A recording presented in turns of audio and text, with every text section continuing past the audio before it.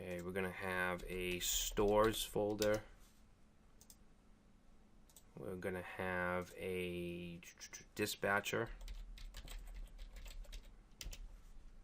Okay, so pretty much every part of Flux gets its own folder.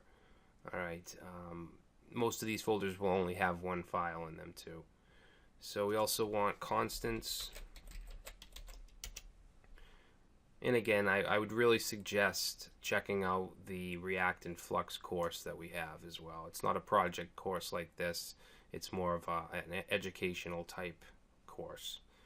Alright, so let's see what else we need here. We want components, of course. Okay, components, that's where all of our React components will go.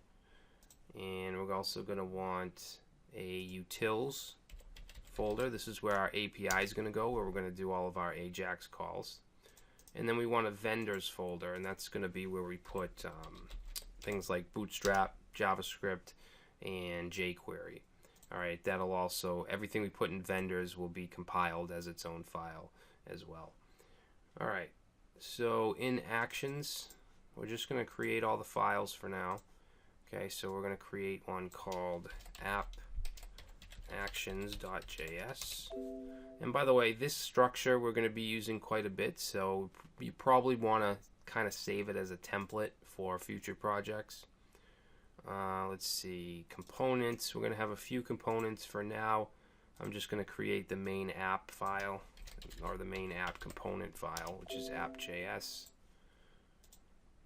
Constants, we're going to have a file called app constants. Okay, that's just going to hold the variables or the constants for the events that we're going to pass as actions. So appconstants.js, and then we have our dispatcher. So we're going to create app dispatcher.js. Alright, stores. Now, if you have multiple resources, like let's say you have a blog, you may have a post store, you may have a category store, an archive store. We're just going to have one, and we're going to call it appstore.js. Alright, and then in utils, we're going to create a file called app.api. So app.api.js. Okay, and then I think that's it, really. Vendors, we're going to get Bootstrap and jQuery. So yeah, we might as well do that now, get it over with. Alright, so let's go to get Bootstrap. And of course you could use the CDN if you'd like, if you don't feel like actually downloading the files locally. Alright, so Bootstrap, let's go to vendors, and we're going to bring in, JS, and we want actually let's do bootstrap.min.js. Alright, and we also want the CSS while we're at it. Okay, we'll grab the min. Alright, and that's all we need from that. Now let's get jQuery.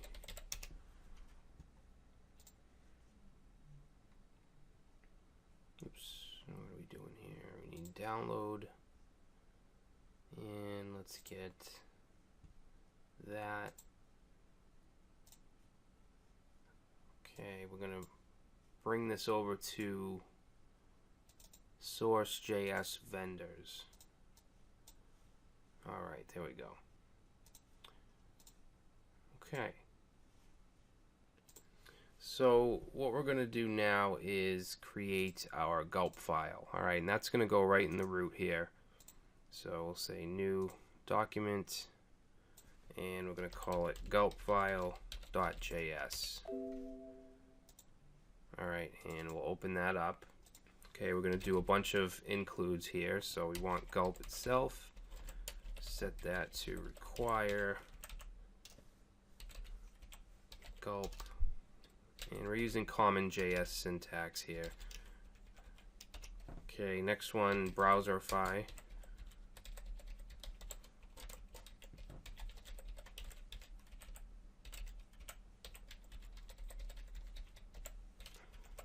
Okay, we also want reactify.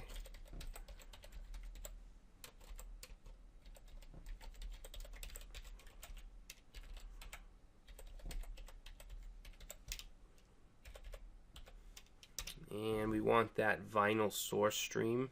So we want to say var source require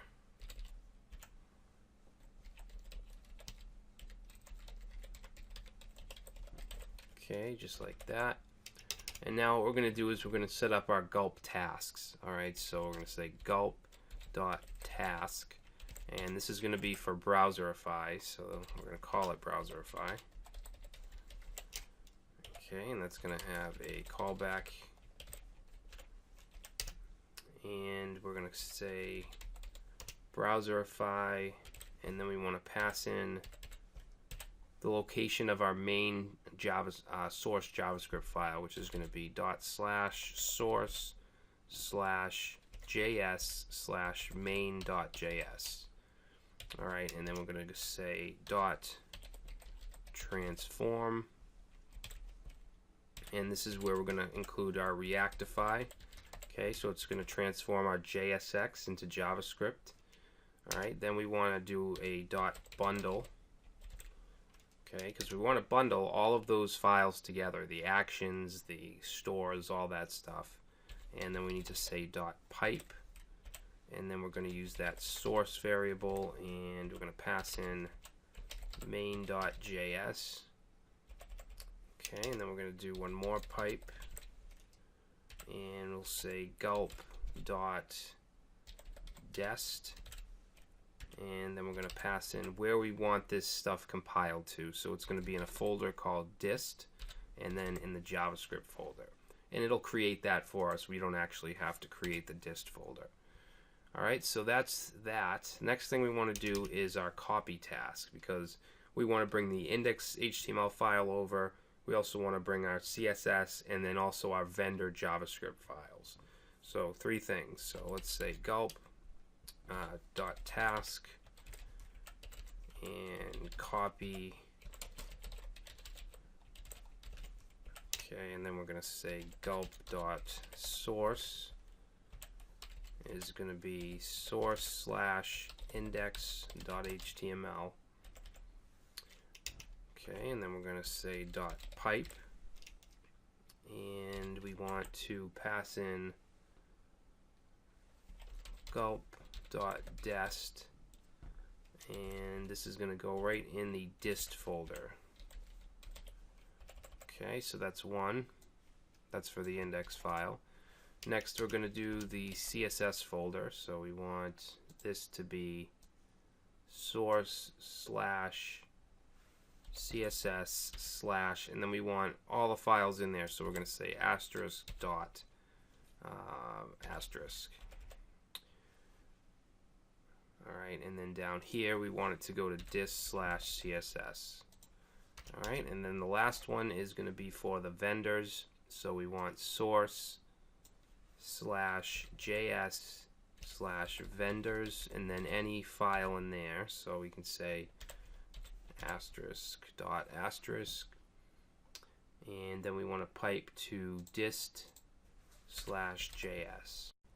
So now what we want to do is create the default task, which will run both of these by just calling gulp. Alright, so gulp.task, and this is going to be default. Okay, and then we're going to pass in an array of tasks, which is going to be browserify. And copy. Alright, and then we have the function. Okay, we just want to return gulp.watch, and this is going to make it so that we can run it, and it'll run in the background, and as we update our application, it'll all auto compile and we can see our changes. Alright, so we don't have to keep running it. Alright. Alright, so we're just going to say gulp.watch, and we want to pass in the source folder, basically anything in there. So we'll do asterisk and any file, just like that. Okay, we're going to watch. And then we just need to pass in that array again, browserify and copy. And that's it. So this file you can use in other applications if you'd like. It comes in really handy. This is the exact file that I use quite a bit when I use Gulp. Alright, so we'll save that. Now, the last thing I want to do in this video is just edit the index file. So in source index HTML, I'm just going to put in some standard HTML tags. Let's say movie find, and we're going to do our CSS links here.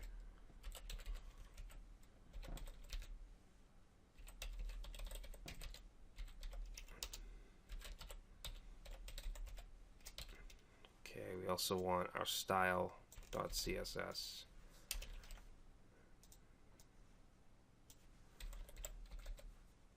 Alright, and in the body we're just going to put a div with the ID of app. Alright, and then we'll have our script. This is going to be js/bootstrap.min.js. Okay, and then we'll have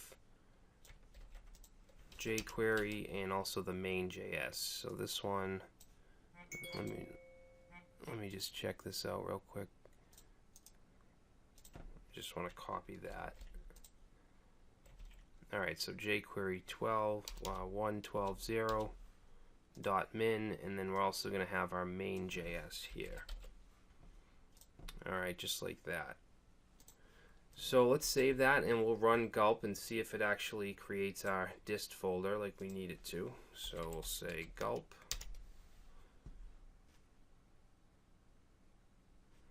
Okay, this could take a second. Alright, so now Gulp is running continuously, and you can see up here we have dist, and inside there we have our index page. We have in our JavaScript bootstrap, jQuery, and our main file. If we look at the main.js, this is going to just compile all the JavaScript that we have, including the dispatcher, the actions, and all that stuff. And then we have our CSS folder. So everything looks good here. We should be able to open it up, even though there's no content. But if we go to dist and then open up index with Chrome, and there we go. So if we do a Control U, you can see we have all of our CSS in JavaScript. Alright, so now we're ready to start writing our code. So I will see you in the next video.